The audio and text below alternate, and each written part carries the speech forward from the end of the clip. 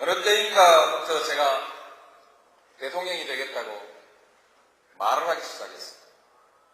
많은 분들이 제게 무엇을 했느냐를 묻지 않고 무엇을 하겠느냐, 비전을 내놓으라고 했습니다. 비전을 생각해봤습니다. 제 마음에 가장 드는 비전, 그것은 전두환 대통령이 50대 내놨던 정의로운 사회였습니다. 노태우 대통령이 내놨던 보통 사람의 시대도 상당히 매력 있는 비전이었습니다. 신한국, 세계화, 정보화, 개혁, 문민정부의 비전도 참 좋았습니다.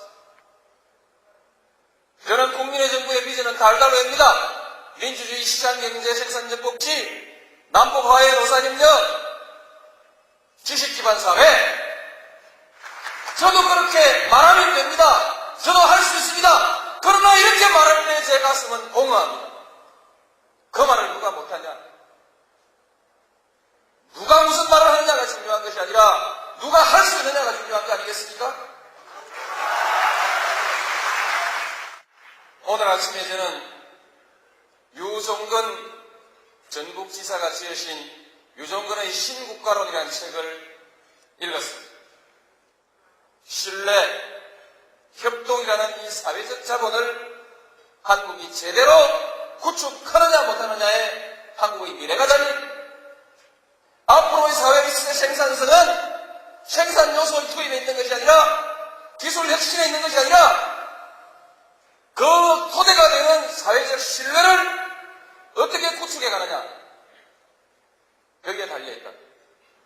이렇게 써놨습니다. 제가 정말 하고 싶었던 얘기가 실려 있어서 정말 반가웠습니다. 문제는 그 사회적 신뢰를 우리가 어떻게 만들어갈 것인가. 조선 건국 이래로 600년 동안 우리는 권력에 맞서서 권력을 한 번도 바꿔보지 못했다. 비록 그것이 정의라 할지라도, 비록 그것이 진리라 할지라도 권력이 싫어하는 말을 했던 사람은, 또는 진리를 내세워서 권력에 저항했던 사람들은 전부 죽임을 당했다. 그 자손들까지 멸문지화를 당했다. 폐가 망신했다. 600년 동안 한국에서 부귀영화를 누리고자 하는 사람은 모두 권력에 줄을 서서 손바닥을 비비고 머리를 조아려야 했다. 그저 밥이나 먹고 살고 싶으면 세상에서 어떤 부정이 저질러져도, 어떤 뿌리가 문 앞에서 벌어지고 있어도, 강자가 부당하게 약자를 짓밟고 있어도 옳은 척하고 고개 숙이고 외면했어요. 눈 감고 귀를 막고 비굴한 삶을 사는 사람만이 목숨을 부지하면서 밥이라도 먹고 살 수 있던 우리 600년의 역사, 제 어머니가 제게 남겨주었던 제 가훈은 야이놈아, 모난돌이 정 맞는다 계란으로 밥이 식이다. 바람 부는 대로 물결 치는 대로 눈치 보며 살아라. 80년대 시위하다가 감옥 간 우리의 정의롭고 혈기 넘치는 우리 젊은 아이들에게 그 어머니들이 간곡히 타일렀던 그들의 가훈 역시 야이놈아 계란으로 밥이 식이다. 그만둬라. 너는 뒤로 빠져라. 이 비겁한 교훈을 가르쳐야 했던 우리의 600년의 역사, 이 역사를 청산해야 한다. 권력에 맞서서 당당하게 권력을 한번 쟁취하는 우리의 역사가 이루어져야만이 이제 비로소 우리의 젊은이들이 따뜻하게 정의를 얘기할 수 있고 떳떳하게 불의에 맞설 수 있는 새로운 역사를 만들어낼 수 있다. 저는 민주당의 후보가 되는 순간 국민들에게 정계 재편을 제안할 것입니다. 지금의 이 정치 구도로서는 싸움밖에 할 것이 없습니다. 지역끼리 싸우니까 국회의원들도 국회에 가면 지역끼리 싸워야 합니다. 싸우지 않는 국회의원은 자기 고향에서 인기가 떨어집니다. 정치가 제대로 되려면 지역 구도를 해체하고 이념과 정책에 의해서 당을 다시 만들어야 합니다. 제대로 된 정치를 할 수 없는 이 왜곡된 정치 구도를 풀어버리고 국민을 위해서 진정한 정치를 할 수 있는, 정책에 의해서 당당하게 협조하고 인물에 의해서 평가받는 정상적 정치를 만들어가는 정계의 재편입니다. 따라서 이것은 역사의 순리에 맞습니다.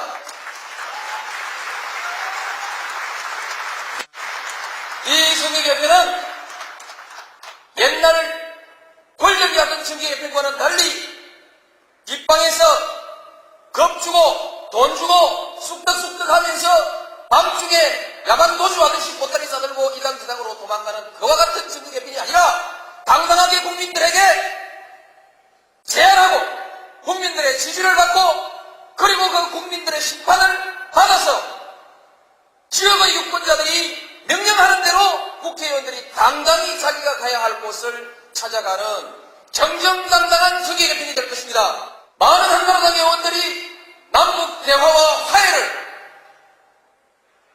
지지하는데 이해찬 총리는 사사건건 남북 대화를 반대하는 냉전주의를 가지고 있습니다.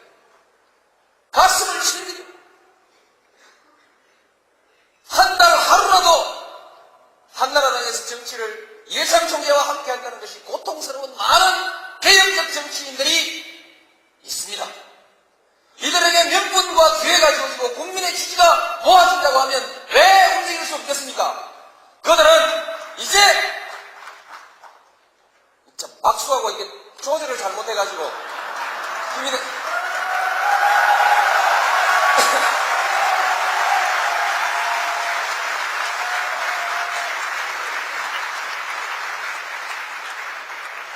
정계개편 하면서 지방자치 선거 치르고 정계개편 완성하면서 대통령 선거 치르고 2003년 2월 새 정부가 출범할 때에는 우리 민주당이 여대 국회로서 안정된 정치적 토대 위에서 이제 본격적인 개혁을 그리고 본격적인 남북대화를 진행해 나갈 수 있는 그런 정당으로 그런 정권으로 새롭게 출발하게 될 것입니다. 여러분,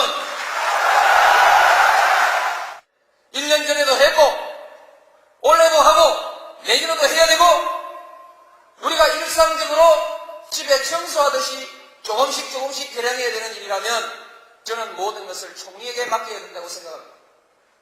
대통령은 아직 과거에 주먹으로 해결하던 우리 사회의 많은 갈등 해소와 조정의 문제를 직접 관장해야 합니다. 행정개혁과 재정개혁이라는 이 중요한 문제, 그리고 전략적 사업과제, 이런 문제만